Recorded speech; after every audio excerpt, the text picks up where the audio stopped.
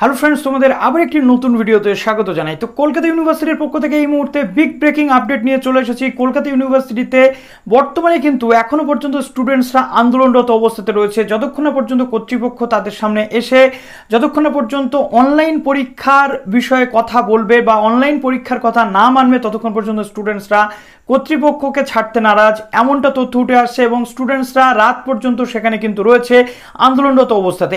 ইতিমধ্যেই কলকাতা ইউনিভার্সিটির পক্ষ থেকে চলে এসছে 6 সেমিস্টার পরীক্ষার নোটিফিকেশন, 6 সেমিস্টার পরীক্ষার রুটিন। শুধু তাই নয়, পাটের পরীক্ষা, বিএডের পরীক্ষা এবং যাবতীয় যে পরীক্ষাগুলো, ফাইনাল সেমিস্টারের পরীক্ষাগুলো, সেই সেমিস্টারের পরীক্ষাগুলোর কিন্তু রুটিন চলে এসেছে। মাত্র 24 দিনের টাইম দেওয়া হলো স্টুডেন্টসদের পড়াশোনা করার জন্য এবং স্টুডেন্টসদের পরীক্ষার জন্য। এটা কিভাবে সম্ভব? আলটিমেটলি এতদিন ধরে স্টুডেন্টসগুলো লড়াই করলো, এতদিন ধরে স্টুডেন্টসগুলো আন্দোলন করলো। ক্যালকাটা ইউনিভার্সিটির পক্ষ থেকে যে ঘোষণা ছিল অফলাইন পরীক্ষা, সেই ঘোষণাতেই ইউনিভার্সিটি স্টিক করে রইল এবং কোনো মতেই সেখানে মোড চেঞ্জ বা মোডের কথা কিন্তু উল্লেখ করা হলো না। তো ক্যালকাটা ইউনিভার্সিটির পক্ষ থেকে কি বলা হলো, এই নোটিফিকেশনে কি কি রয়েছে, সম্পূর্ণ তথ্যটা দেবো। যারা নতুন আছো এই চ্যানেলে, অবশ্যই চ্যানেলটিকে সাবস্ক্রাইব করে বেল আইকনটি প্রেস করে দাও, সব আপডেট করে টাইম টু টাইম তোমরা এখান থেকে পেয়ে যাও। তো প্রথমত আমরা জানি যে 3রা জুন সিন্ডিকেট মিটিংয়ের সিদ্ধান্ত হয়েছিল এবং তার পরবর্তী ক্ষেত্রে অফলাইন পরীক্ষা হবে এমনটা ঘোষণা করা হয়েছিল। যদিও অফিসিয়ালি ভিসি ম্যাম বিভিন্ন নিউজ পেপারকে সাক্ষাৎকার দিয়ে সেটা কিন্তু বুঝিয়ে দিয়েছেন। সুতরাং তার পরবর্তী ক্ষেত্রে আজকে একটা বিশাল আন্দোলন চলেছে। সেখানে পুলিশের লাঠিচার্জ থেকে শুরু করে সমস্ত কিছু কিন্তু সেখানে চলেছে। স্টুডেন্টসরা এতটা লড়াই করলো, তাহলে ইউনিভার্সিটি কেন কর্ণপাত তাতে করলেন না? ইউনিভার্সিটি একটু সদয় কেন হতে পারলেন না? ইউনিভার্সিটির পক্ষ থেকে এটাও বলা হয়েছিল বিভিন্ন কলেজের প্রিন্সিপালদেরকে স্পেশাল ক্লাস নিয়ে কিন্তু শেষ করা হয়, যাতে তাদের কমপ্লিট করে তারপরে পরীক্ষা যাতে নেওয়া যায় সেই ব্যবস্থা করতে। অর্থাৎ যতটুকখানি যা সিলেবাস ছিল স্পেশাল ক্লাস নিয়ে সেগুলোকে কমপ্লিট করার কথা বলা হচ্ছিল। আর সেটার কি এই নমুনা 3 তারিখে যেখানে অফলাইন পরীক্ষার ঘোষণা করা হলো, মাত্র 24 দিন পরে তাদের অফলাইন পরীক্ষা সম্ভব? কিভাবে সম্ভব? আপাতত ইউনিভার্সিটির পক্ষ থেকে অফলাইন পরীক্ষার সিদ্ধান্ত এসেছিল এবং আমরা এটাই মনে করব যে এই যে রুটিনটা পাবলিশ হয়েছে এটা অফলাইন পরীক্ষার জন্য, যদিও এই রুটিনে কোনো রকম মোড উল্লেখ করা নেই। তো চলো প্রথমে আগে তোমাদের দেখাই 6 সেমিস্টারের যারা রয়েছে তোমরা থিওরিটিক্যাল প্রোগ্রাম, যারা অনার্সের স্টুডেন্ট রয়েছে, কোর কোর্স 3, কোর কোর্স 13 এবং 14-এর পরীক্ষা 27 এবং 30শে জুন। মানডে তোমাদের 4 জুলাই রয়েছে ডিএসসি এ এবং ওয়েডনেসডে তোমাদের 6 জুলাই কিন্তু এখানে তোমাদের যে অনার্সের পেপার যেগুলো যা রয়েছে সেগুলো কিন্তু কমপ্লিট হয়ে যাচ্ছে। বাকি যে এলসিসি পেপার, এসিসি পেপার সেইগুলো।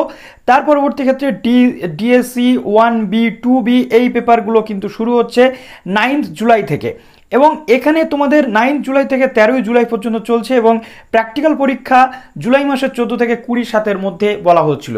স্টুডেন্টসরা অফলাইন পরীক্ষা দিতে চেয়েছিল কিন্তু 4 মাস তাদের সময় দরকার ছিল। কিন্তু এটাও একটা বিচার্য বিষয় যে ইউনিভার্সিটি কখনোই সেটা দিতে পারতো না। আর ঠিক সেই লক্ষ্যকে কাজে লাগিয়ে ইউনিভার্সিটি 27 তারিখ থেকে পরীক্ষাটা শুরু করছে, যাতে 31-এর মধ্যে রেজাল্ট বের করতে পারে, 31 জুলাইয়ের মধ্যে। তাহলে কেন এত ডিলে করা হলো? অফলাইন পরীক্ষা যখন আলটিমেটলি নেওয়া হবে, তাহলে কেন মে মাসে জানানো হলো না স্টুডেন্টসদের যে পরীক্ষা অফলাইনে হবে? এতটা ডিলে করে, এতটা প্রসেস বাই প্রসেস করে স্টুডেন্টসদের সময় নষ্ট করার কোনো প্রয়োজনই কিন্তু ইউনিভার্সিটির আলটিমেটলি ছিল না। পিজির ক্ষেত্রে কোনো কিছু বলা হয়নি, কিন্তু আমাদের কাছে আপডেট রয়েছে পিজির বিভিন্ন ডিপার্টমেন্ট ওয়াইজ কিন্তু রুটিন দেওয়া হচ্ছে। জুনের 17, জুনের 15 থেকে তাদেরও এক্সাম শুরু হচ্ছে অফলাইন মোডে, এমনটাই তথ্য রয়েছে। তো এখানে শুধু তাই না, ক্যালকাটা ইউনিভার্সিটির যারা পাটের ক্যান্ডিডেট রয়েছে তাদেরও পরীক্ষা এবং ফুল মার্কসের তোমাদের পরীক্ষা হবে, কোনো হাফ মার্কস বা কোনো রকম কিছু নেই। তার কারণ ফুল মার্কস 65, 50, 65 যেমন পরীক্ষা হয় তেমনই পরীক্ষা হবে। এই পরীক্ষা বিএ বিএসসি যারা পার্ট 3 ক্যান্ডিডেট রয়েছে তাদের পরীক্ষা শুরু হচ্ছে 28 জুন থেকে এবং এখানে এক এক দিনে তোমাদের 2টো করে হাফের পরীক্ষা, যেমনটা কিন্তু দেখা যাচ্ছে পার্ট 3-র ক্ষেত্রে। সুতরাং এই ওভারঅল যে বিষয়গুলো রয়েছে এখান থেকে আমরা একটা বিষয় দেখলাম। এবং এখানে বিএডের পরীক্ষাও কিন্তু তোমাদের 4th সেমিস্টারের পরীক্ষা যারা বিএডের ক্যান্ডিডেট রয়েছে 23শে জুন থেকে শুরু হচ্ছে। সমস্ত বিষয় রয়েছে এর সাথে। বিএড সেকেন্ড সেমিস্টার, বিএফএ যে সেকেন্ড সেমিস্টার সেই পরীক্ষাও। এই যে শিডিউল রয়েছে এখানে কোনো অফলাইন বা অনলাইন পরীক্ষার উল্লেখ নেই, যেটা ইউনিভার্সিটির এর আগের কোনো রুটিনেও থাকতো না যে কোন মোডে পরীক্ষা হবে। ইউনিভার্সিটি জানিয়ে দিত যে পরীক্ষা অনলাইনে হবে, আগে ঘোষণা হতো তার পরবর্তী ক্ষেত্রে। এক্ষেত্রেও আগে ইউনিভার্সিটির পক্ষ থেকে ঘোষণা হয়েছে অফলাইনে পরীক্ষা হবে, সেই রেস ধরেই কিন্তু রুটিনটা এসেছে। তাহলে এতদিন স্টুডেন্টসদের অপেক্ষা করানোর কি দরকার ছিল? যদিও স্টুডেন্টসদের আন্দোলন চলছে, এই যে ডিসিশন এটা চেঞ্জ হবে কি না হবে সেটা পরবর্তী ক্ষেত্রে জানা যাবে, সেটা ভাগ্য নির্ভর এবং স্টুডেন্টসদের আন্দোলন কেমন কি হবে তার উপর নির্ভরশীল। সুতরাং রুটিন কিন্তু চলে এলো, এখন কিন্তু এর পাশাপাশি তোমাদের যে প্রিপারেশান সেটা তোমরা কিভাবে করবে সেটাও কিন্তু যথেষ্ট প্রশ্নচিহ্ন রেখে দিচ্ছে, কেননা 24 দিনে কোনো মতেই প্রিপারেশান সম্ভব নয়। যদি সময় দিত তাও হতো, কিন্তু এই 27শে জুন একমাত্র এই পরীক্ষা তখনই দেওয়া সম্ভব যদি স্টুডেন্টসদেরকে অনলাইনে পরীক্ষা নেওয়া হয়, কিন্তু ইউনিভার্সিটির পক্ষ থেকে অনলাইনের কোনো কিছু ডিক্লেয়ার করা হয়নি। শেষ আপডেট অনুযায়ী অফলাইনে পরীক্ষা হচ্ছে এবং সেই অনুযায়ী আমরা এটাকে বলতে পারি যে অফলাইনে পরীক্ষার জন্য এই রুটিন।